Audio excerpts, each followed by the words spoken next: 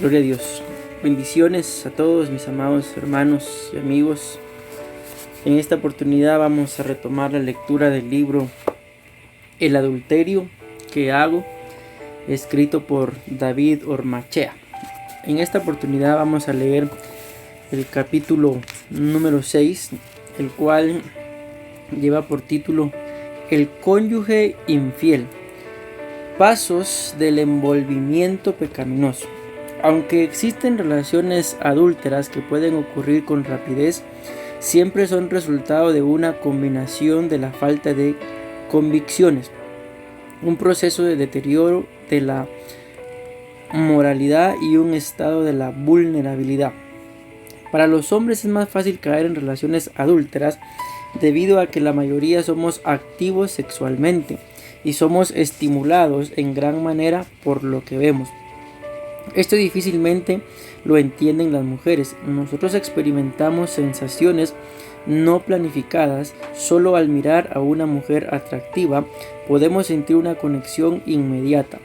Además nos pueden impresionar las piernas, los senos, los glúteos, su cara, su mirada, su sonrisa y aún la forma como camina. La primera mirada puede ser circunstancial y al descubrir algo atractivo en ella es muy difícil no hacer la segunda mirada, y cuando seguimos mirando, poco a poco experimentamos ciertas sensaciones difíciles de describir, pero que nos van estimulando lentamente. Es por ello que el consejo que se repite en la Biblia para poder lidiar con estas estimulantes sensaciones siempre es huir de las tentaciones. No existe otra manera más segura que huir del pecado y luchar por no volver a mirar, por no seguir mirando, por no seguir coqueteando, por no seguir flirteando, cautivando, atrayendo, conquistando y seduciendo. Detener ese proceso es difícil porque está dominado por nuestras pasiones y por gustos que son difíciles de ser controlados. Primera fase: la atracción.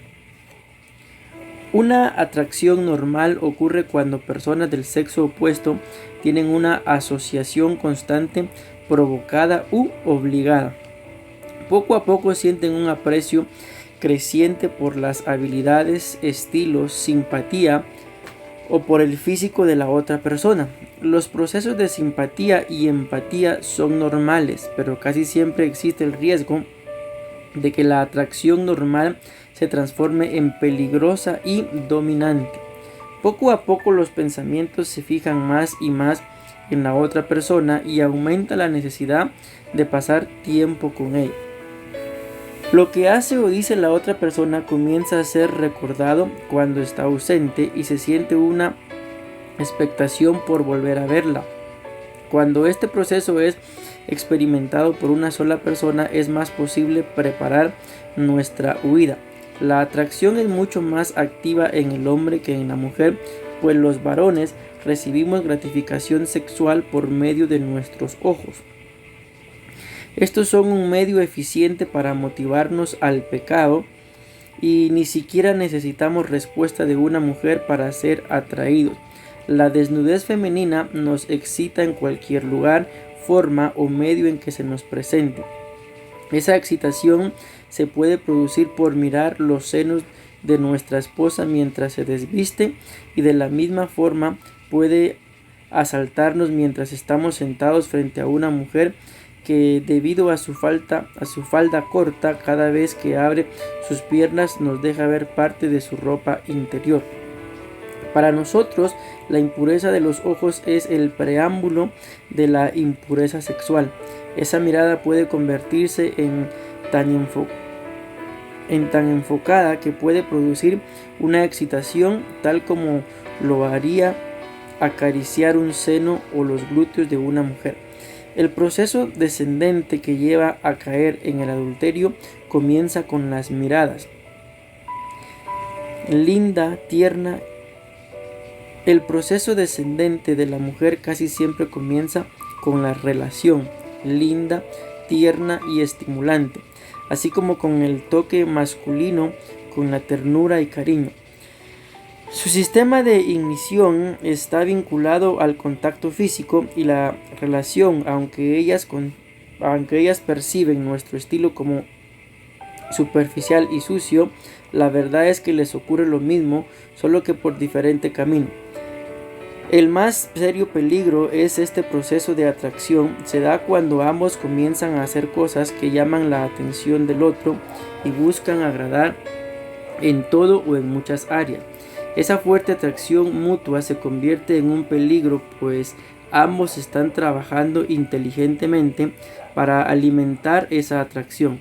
Cuando las miradas y la observación del hombre al cuerpo atractivo de una mujer produce una fuerte atracción y ésta se une con la ternura y el trato cariñoso, así como la inteligencia que atrae a la mujer, entonces existe una atracción mutua que es muy difícil de eliminar y cuya única forma de evitar es el consejo divino de huir de las tentaciones.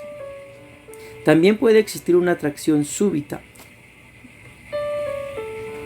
Algunos la llaman amor a primera vista, pero no es otra cosa que una atracción mutua, la excitación a primera vista que se junta con la conexión a primera vista es un momento en el cruce de miradas. Puede existir una conexión tal que las personas pueden sentir hasta que un escalofrío recorre sus cuerpos. Esto es más peligroso cuando el hombre tiene poder en sus manos. La belleza de una mujer, su sensualidad puede activar la pasión del hombre en un instante. Una persona popular, un personaje público, un político, un artista, un líder o un pastor tienen poder cuando han ganado el respeto y la admiración de los demás. Esa persona puede utilizar su poder para lograr satisfacer la pasión que sintió. David fue sujeto de una seria tentación que no fue capaz de resistir. Frente a esta circunstancia, la Biblia tiene un solo consejo: huye. Por supuesto, eso es lo menos que queremos hacer cuando nos encontramos en esa cautivadora parte del proceso que llamamos atracción. La segunda fase, envolvimiento emocional y físico. Cuando ambas personas se dan cuenta de que la atracción es mutua, comienzan a dar los pasos astutamente planificados para tener cercanía. Aunque existen encuentros casuales, las personas comienzan a buscar un acercamiento planificado. La persona ya desarrolla un plan para verla, para hablarle o encontrarse. Se viste, se perfuma o cambia determinados hábitos pensando en la persona que ha incitado su pasión. Hay miradas más frecuentes o toques y caricias que ambos saben que traspasan los límites de lo que hacemos con todas las personas. Se comienza a hablar más directamente de los sentimientos y no de cosas irrelevantes. Se muestran sus emociones más francamente e identifican con palabras las acciones o actitudes coincidentes con sus sentimientos. De allí en adelante es muy difícil que la relación vuelva a ser normal.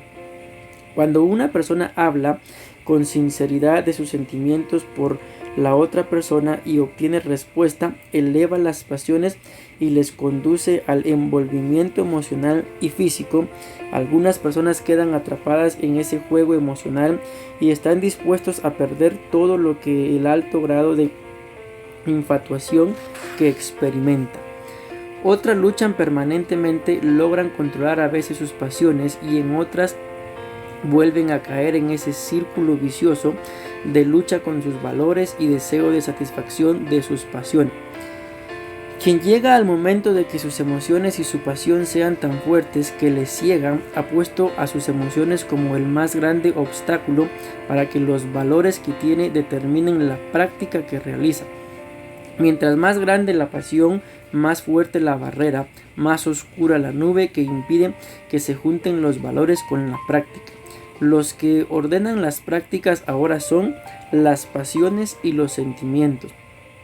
David disfrutó de un encuentro sexual, lo planificó y lo realizó.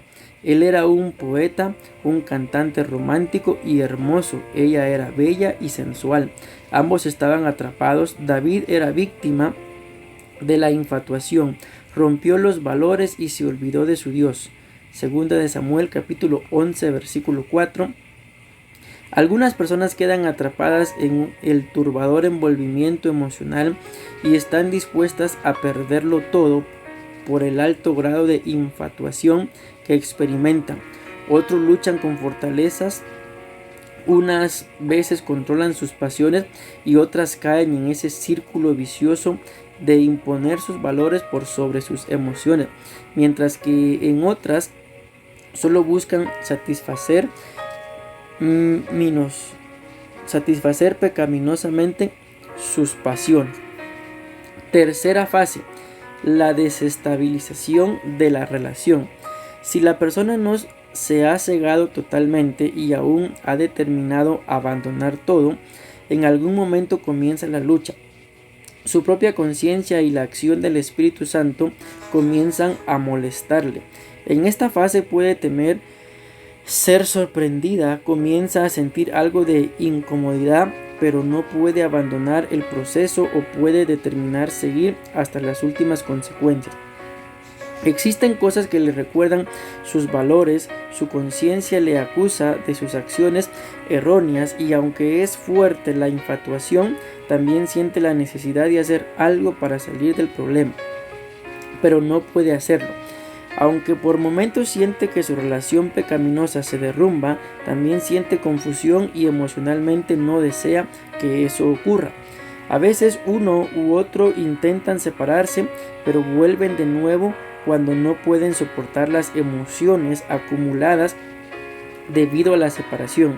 Una vez más se sienten arrepentidos y una vez más hacen planes de salir para después de un tiempo volver a pecar.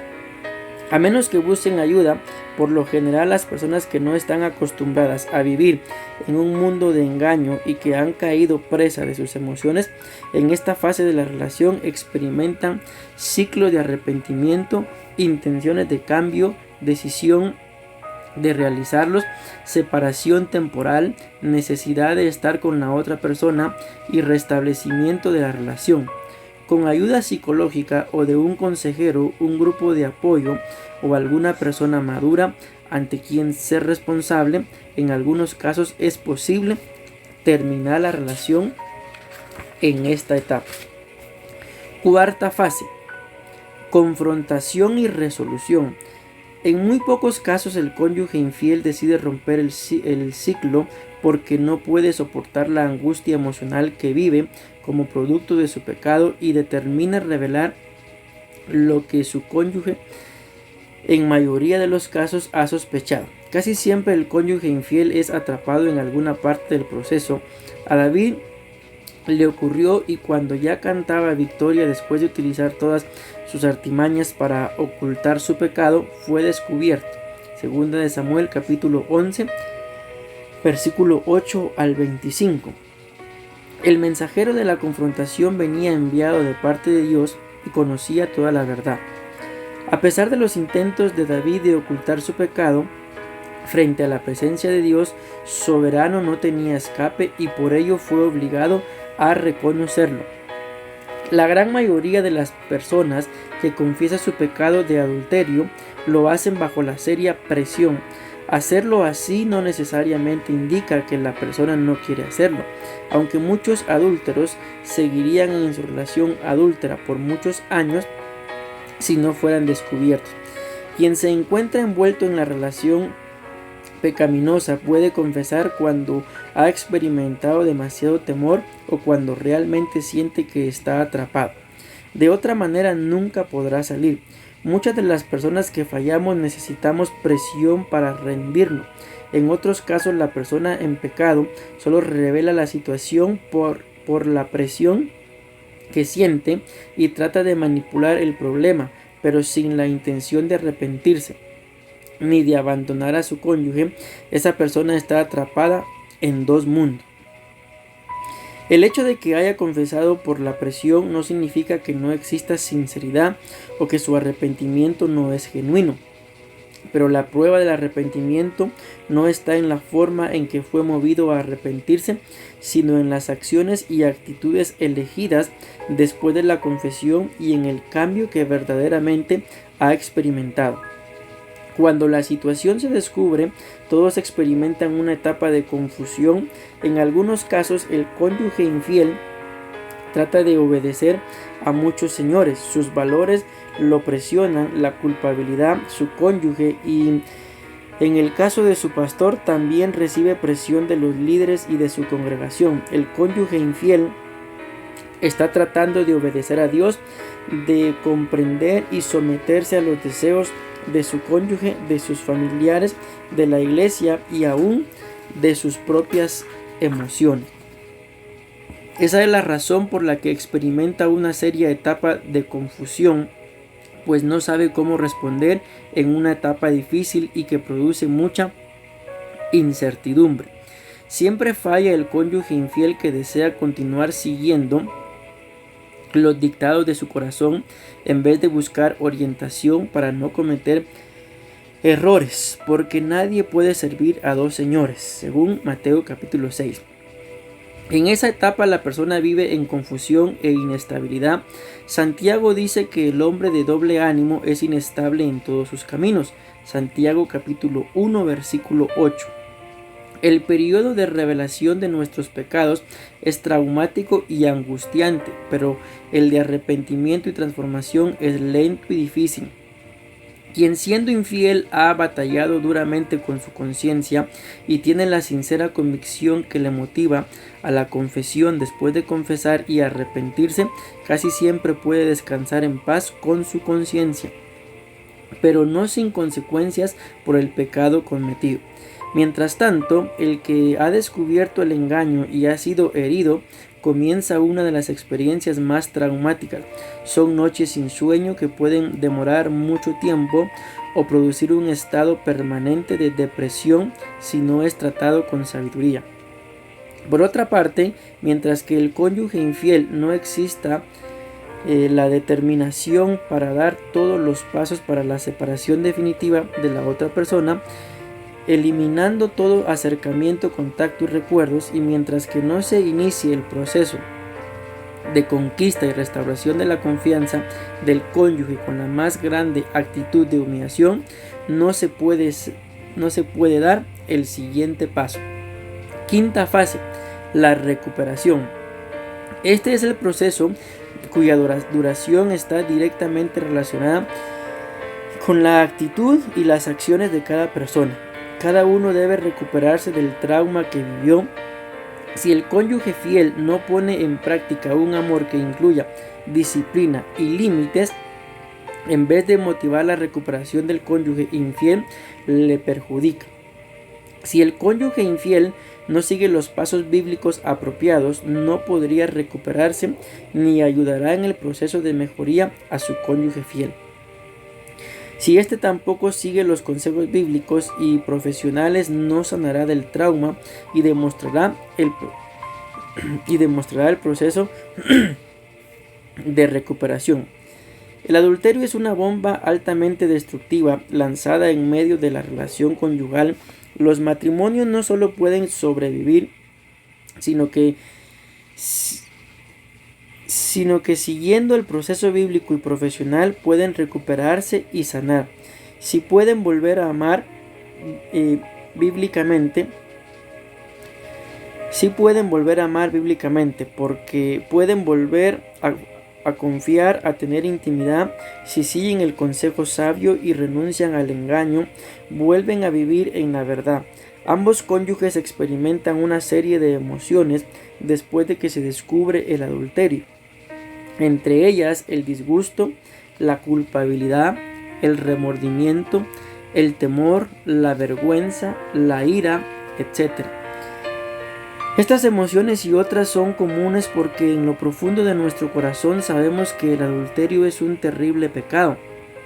Por eso nos escondemos y mentimos. En muchos casos el adulterio no habría ocurrido si la relación conyugal hubiera sido saludable, y muchas parejas pueden recuperarse cuando hay arrepentimiento con humildad y se sigue el debido procedimiento. El adulterio es considerado por los expertos como una de las experiencias más destructivas de la relación conyugal.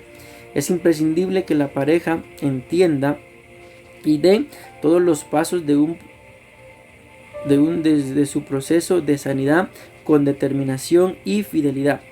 Quienes se someten a Dios, al Dios que creó el matrimonio, y son instruidos por su palabra y deciden seguir todo el proceso con fidelidad y determinación, de seguro encontrarán la solución.